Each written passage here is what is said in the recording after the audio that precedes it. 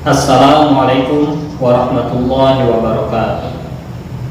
Apa kabar Ananda sekalian? Semoga semuanya selalu dalam lindungan Allah Subhanahu wa Ta'ala. Pada pembelajaran kali ini, Ustadz akan menyampaikan materi tentang dakwah Nabi Muhammad SAW di kota Madinah. Sebelum kita memulai pelajaran, mari kita awali dengan bersama-sama mengucapkan lafaz basmalah. Bismillahirrahmanirrahim.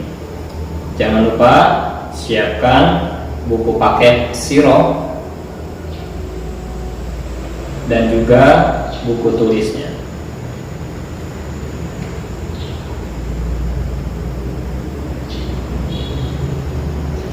Hari ini kita akan mempelajari tentang peranan Nabi Muhammad SAW di kota Madinah.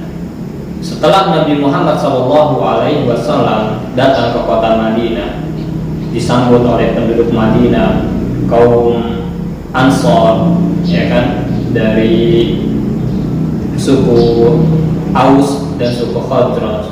Kemudian Nabi SAW memimpin kota Madinah, di mana Madinah ini ketika dipimpin oleh Nabi Muhammad terdiri atas 3 golongan besar. Yang pertama adalah kaum Ansor, yaitu penduduk asli Madinah. Kemudian yang kedua adalah kaum Muhajirin, orang-orang yang berhijrah bersama Nabi Muhammad SAW dari kota Mekah menuju kota Madinah. Kemudian yang ketiga adalah kaum Yahudi, orang-orang yang beragama Yahudi. Jadi ada 3 kelompok besar di Madinah pada saat itu. Maka untuk menjamin keamanan, kedamaian orang-orang yang ada di kota Madinah, Rasulullah membuat perjanjian atau yang disebut dengan Piagam Madinah. Jadi kalau misalnya di Mekah Nabi Muhammad itu mengutamakan dakwah tauhid, kemudian ketika di Madinah yang paling diutamakan adalah persaudaraan. Disepakati pada tahun 623 Masehi atau tahun kedua Hijriah. Berikut ini adalah beberapa isi dari Piagam Madinah. Yang pertama, kaum muslimin dan kaum Yahudi hidup secara damai, bebas memeluk agama dan menjalankan ajaran agamanya masing-masing. Jadi orang Yahudi dan orang-orang Muslim bebas untuk menjalankan ajaran agama masing-masing. Jadi orang Yahudi silakan beribadah sesuai agamanya. Yang beragama Islam juga silakan beribadah sesuai agamanya. Dan di kota Madinah tidak ada orang-orang musyrik, tidak ada orang-orang yang menyembah patung. Silakan beribadah Yahudi, tidak akan diganggu oleh Islam, dan Islam juga beribadah tidak akan mengganggu Yahudi. Mereka hidup saling berdampingan dengan damai, saling melindungi satu sama lain. Tapi dalam urusan tauhid tetap masing-masing urusannya. Biasanya seperti itu apabila umat Islam memimpin suatu negeri dan di negeri itu ada orang-orang non-muslim, maka insya Allah dijamin keamanan daripada orang-orang non-muslim. Tapi kebanyakan yang terjadi adalah ketika di suatu negeri itu dipimpin oleh orang-orang non-muslim, khususnya Yahudi, kemudian umat Islam menjadi minoritas di situ, maka biasanya umat Muslim ditindas oleh mereka. Contohnya adalah di Palestina yang sekarang masih kita saksikan penindasan tersebut. Kemudian anak-anak sekalian, yang kedua adalah apabila salah satu pihak diperangi musuh, maka mereka wajib membantu pihak yang diserang. Seandainya dari umat Muslim ada yang memerangi dari luar kota Madinah, maka orang-orang Yahudi wajib membantu umat Muslim. Begitu juga apabila orang-orang Yahudi diperangi oleh orang-orang yang ada di luar kota Madinah, maka umat muslim wajib membantu umat Yahudi. Kemudian yang ketiga adalah kaum muslimin dan Yahudi wajib saling membantu dan menolong dalam menjalankan kewajiban untuk kepentingan bersama. Jadi kalau misalnya ada yang sifatnya untuk kepentingan bersama seperti membangun tempat umum, ya, kemudian misalnya kerja bakti dan lain sebagainya, seperti itulah contohnya, maka harus saling bekerja sama, ya, dalam hal yang sifatnya sosial, ya, bukan ibadah. Tapi kalau ibadah masing-masing. Kemudian yang keempat adalah Nabi Muhammad adalah pemimpin umum untuk seluruh penduduk Madinah. Apabila terjadi perselisihan di antara kaum Yahudi dan Muslimin, maka diselesaikan kepada keadilan Nabi Muhammad SAW sebagai pemimpin tertinggi Madinah. Jadi berdasarkan piagam Madinah ini juga, maka jelaslah bahwasanya di sini Nabi Muhammad berperan sebagai pemimpin di kota Madinah, atau kalau misalnya di negara kita disebutnya dengan presidennya, ya. Atau kalau misalnya di negara-negara kerajaan disebutnya dengan raja dari kota Madinah. Itulah isi daripada piagam Madinah, ya, dimana kita patut berbangga memiliki seorang nabi, ya, bukan hanya nabi tapi juga pemimpin, ya, kemudian orang yang sangat lembut, orang yang sangat tegas, ya, menyesuaikan dengan kondisi-kondisinya. Nah, setelah ini kita akan membahas tentang ketegasannya atau keperwiraan Nabi Muhammad SAW.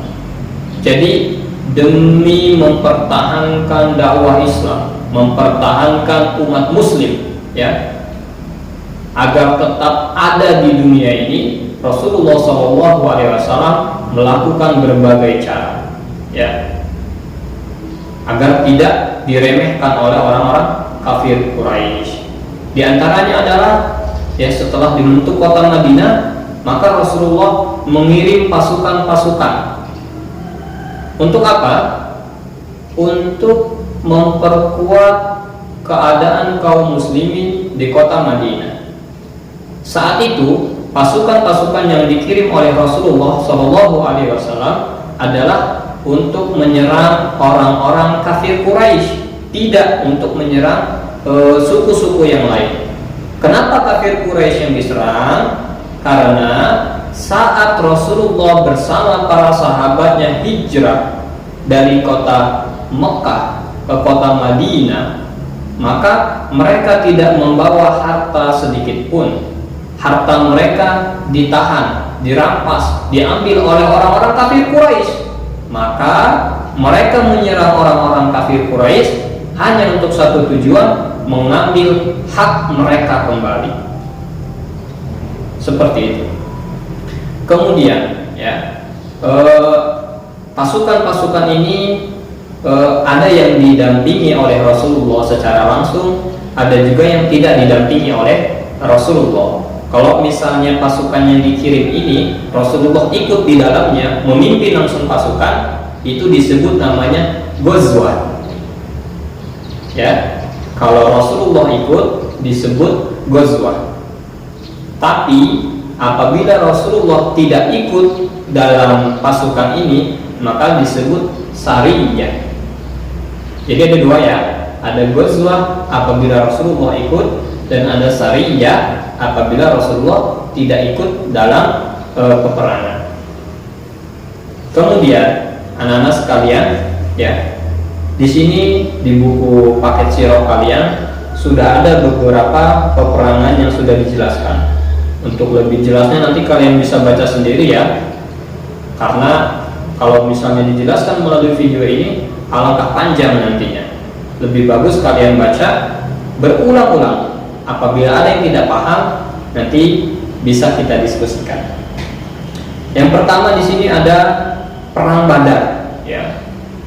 Dalam pesantren kilat online, Ustadz sudah sampaikan, ya, perang Badar. Atau nanti kita kalian bisa lihat kembali video pesantren kilat yang lalu ya, tentang perang Badar, di mana perang Badar ini adalah salah satu perang yang Rasulullah Shallallahu Alaihi Wasallam langsung memimpinnya. Maka pasukan dalam perang Badar ini disebut apa tadi? Ghazwah. Ya, Rasulullah karena ikut di dalamnya, maka disebut Ghazwah. Tapi kalau tidak ikut Rasulullah dalam perang tersebut disebut Sariyah. Ya. Jadi perang Badar ini Rasulullah langsung memimpin dan dimenangkan oleh kaum muslimin, walaupun saat itu jumlahnya tidak seimbang. Berapa? Orang kafir Quraisy 1000, orang muslimin 313. Tapi atas izin Allah, perang Badar ini dimenangkan oleh orang-orang muslimin, sehingga dalam perang Badar ini disebut juga dengan Yaumul Furqan, yaitu pembeda antara kafir dan juga Islam, seperti itu. Kemudian yang kedua adalah perang Uhud yang terjadi di Bukit Uhud, ya, di sekitar Bukit Uhud. Dan dalam perang ini, ya, Rasulullah Shallallahu Alaihi Wasallam sempat mengalami kekalahan karena diserang secara tiba-tiba oleh pasukan kafir Quraisy. Kemudian Rasulullah dengan pasukan yang sama menantang lagi kaum kafir Quraisy dalam perang Hamrat Asad. Ini yang tidak banyak diketahui oleh orang, ya. Sebagian besar orang mengatakan bahwasanya perang Uhud ini Rasulullah mengalami kekalahan. Benar, akan tetapi dengan pasukan yang sama dalam perang Uhud, Rasulullah menantang kembali orang-orang kafir Quraisy dalam perang Hamrat Asad, sehingga dalam tantangan itu orang-orang kafir Quraisy tidak berani melawan orang-orang muslimin. Kemudian yang selanjutnya adalah perang Khandaq. Perang Khandaq ini adalah perang yang dilakukan Rasulullah, ya, di sekitaran kota Madinah. Jadi sifatnya bertahan, ya. Rasulullah membuat parit, ya, yang sangat panjang, ya, di kota Madinah itu untuk mempertahankan kota Madinah dari pasukan kafir Quraisy yang menyerang. Perang Khandaq ini, ya, tokoh yang paling berperan adalah Salman Al-Farisi, di mana beliaulah yang mencetuskan, ya, pemikiran bagaimana kita bertahan, yaitu dengan cara membuat parit, ya, dengan kedalaman sekian meter, lebar sekian meter, sehingga orang-orang kafir Quraisy tidak bisa melewati parit tersebut untuk menyerang kota Madinah, ya. Atau perang Khandaq ini bisa juga disebut dengan perang Ahzab, ya, seperti itu. Kemudian ada lagi, ya, sebelum Rasulullah melaksanakan peperangan-peperangan besar lainnya, Rasulullah, ya, melakukan perjanjian Hudaybiyah karena sudah saking seringnya berperang antara orang-orang kafir Quraisy dengan umat Islam, maka orang-orang kafir Quraisy dan umat Islam melakukan suatu perjanjian yang disebut dengan perjanjian Hudaybiyah. Perjanjian Hudaybiyah ini, ya, isi perjanjiannya itu antara lain yang pertama adalah mereka bersepakat mengadakan gencatan senjata selama 10 tahun. Jadi antara umat muslim, ya, dan orang kafir Quraisy melakukan gencatan senjata selama 10 tahun.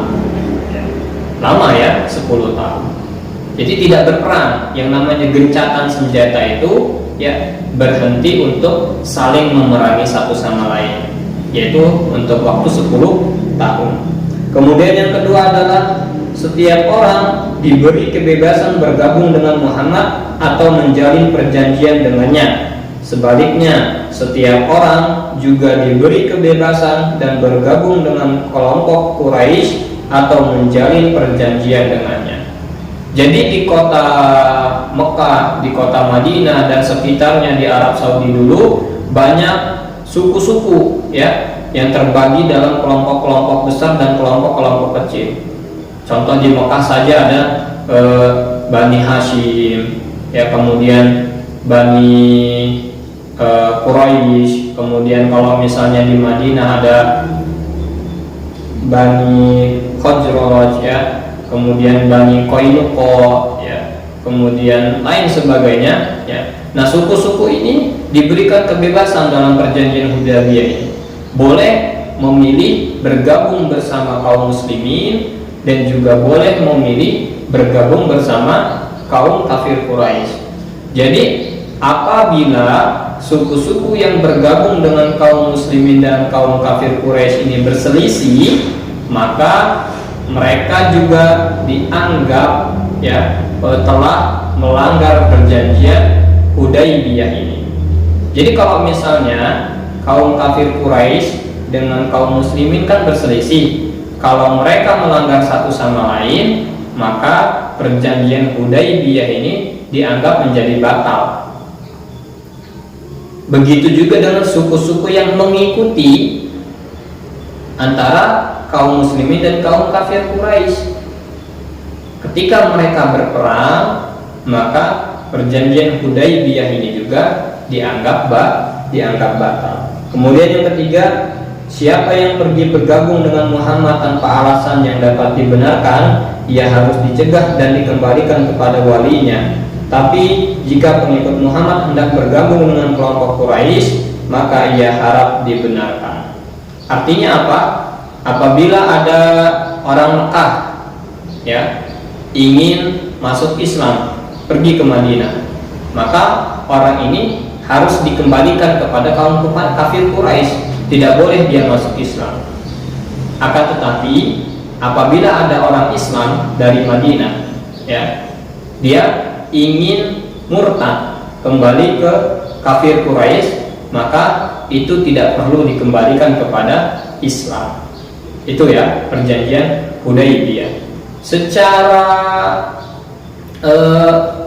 logika mungkin kok kayaknya Islam dirugikan, ada orang yang mau masuk Islam nggak boleh, harus dikembalikan. Tapi ketika ada orang yang murtad, itu tidak boleh dikembalikan lagi ke dalam Islam, ya. Mungkin itu juga sama pemikiran dari beberapa para sahabat. Tapi Allah dan Rasulnya lebih mengetahui daripada hikmah perjanjian Hudaybiyah. Yang keempat, pada tahun ini Nabi SAW dan umat Islam harus kembali ke Madinah, ya. Diizinkan menjalankan ibadah haji tahun depan dengan syarat tidak boleh lebih dari 3 hari dan tanpa membawa senjata. Seperti itu. Ini adalah isi daripada perjanjian Hudaybiyah. Itulah ya kisah-kisah peperangan Nabi SAW dengan kaum kafir Quraisy.